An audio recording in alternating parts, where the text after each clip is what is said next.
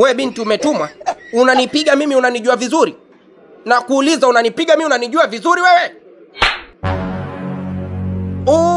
Ui, ana mkono wa mwanaume huyu. Jike shupa.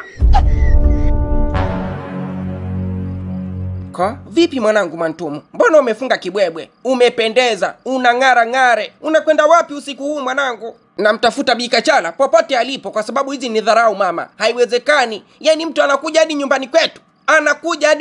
Anamuulizia kitundu. Yaani hajui ni kitu gani ambacho unapitia. Ni maumivu gani ambayo unayapitia moyoni. Alafu anakuja tu kizembe. Eti kitundu hamjamuona.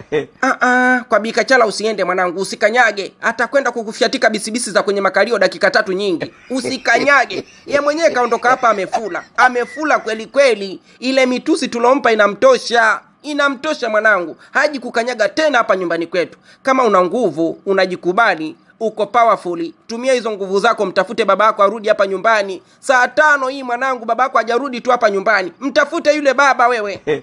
Yani hapo tu ndo tunakosana mama. Yani mimi napambania penzi langu na wewe kumbe unapalilia la kwako. Mimi nimtafute mzee Zumbe saizi usiku. Babu mzima na akili zake timamu atafutwe na kigori mwali kama mimi. Kwa nini asirudi mwenyewe nyumbani? Wewe sikiliza mama, huyu atakuwa amejiongeza mwenzako. Mayo, yani ukisema hivyo mwanangu mimi moyo wangu huku unantiririka tiririka. Moyo unantiririka. Unajua ni jinsi gani ninavyompenda baba yako. Yani sitaki hilo jambo litokee. Yani ni kama kuchelewa nyumbani, ni bora achelewe kwenye vilabu vya pombe. Ila kama yuko na mchepuko,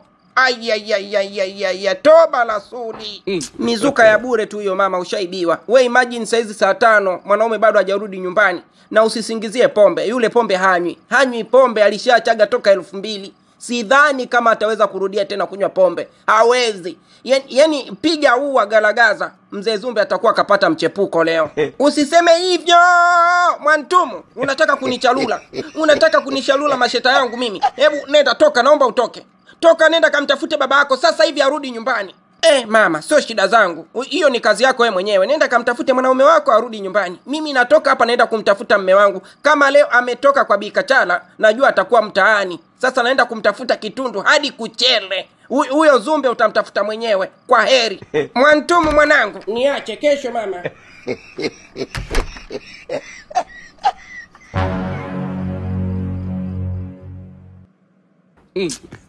Ashinale binti wa motomoto, na balidi hili utanimaliza miewe. Na leo nimejipanga kukupa vitu we babu ambavyo Bimlole hajawahi kukupatia toka ujuane naye. Narudi asubuhi, na kama ukinshikilia vizuri, ukanshikilia kabisa vile ninavyotaka mie, kule sirudi walahi nakwambia. Basi baba, kaa kwa kutulia, niachie mimi hiyo kazi. Karibu kitandani basi. Lakini mbona nasikia harufu ya kwapa la jana mume? Nisije nikafanywa filangoto we binti. Uko peke yako kweli humu ndani? Hakuna bwana mzee Zumbe, hebu acha uoga. Mimi niko peke yangu. Alafu na kile kibenten changu ambacho ni Shemtoi. Sasa hivi kipo klabu kinaruka magoma tu. Kinaimba huko singeli. Hawezi kurudi saa hizi. Yule hadi kesho, na nilishamfukuza hapa nyumbani kwangu. Hawezi kuja. Usiwe na wasiwasi mzee Zumbe. Hebu Saula basi njoo kitandani tupumzike.